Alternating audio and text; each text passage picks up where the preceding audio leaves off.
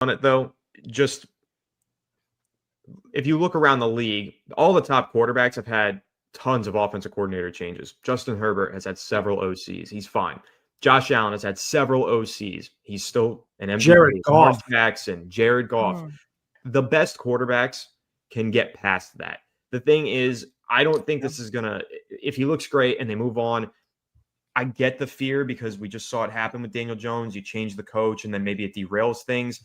But Daniel Jones wasn't going to succeed with the Giants. I think we all agree with that. Like, that just wasn't going to happen. It wasn't the right environment for him. And they had so many problems at the time that he was drafted and for the 6 years that he was here. But with Jaxson Dart, if he looks legit, if you're pretty confident that he's going to be a star quarterback, you could probably trust a better coach to take over. So, and I think that's been the case for so many of the top quarterbacks around the NFL.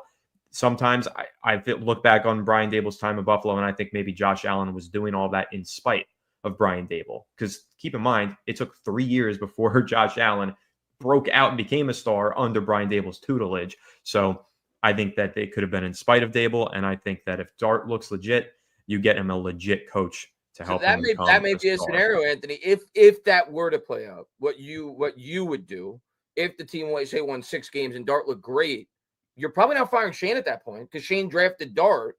So that would kind of play into the scenario that Bad Dog said earlier, where you may very well keep Shane because you're not going to. I don't think it's a wise idea to force a quarterback on a fresh GM.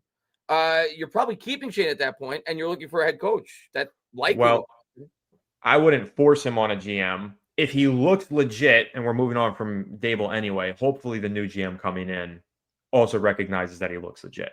If he looks good enough, you won't need to force him. You won't need to convince anybody.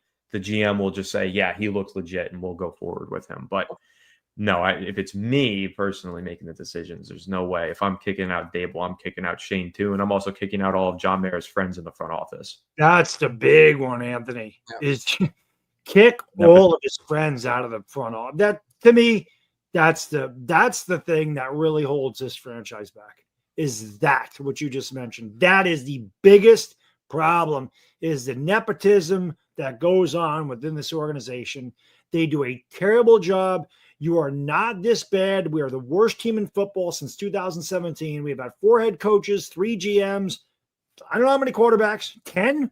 How many coordinators, how many receivers, how many players? Results remain the same. And the constant is the front office. There's a problem there.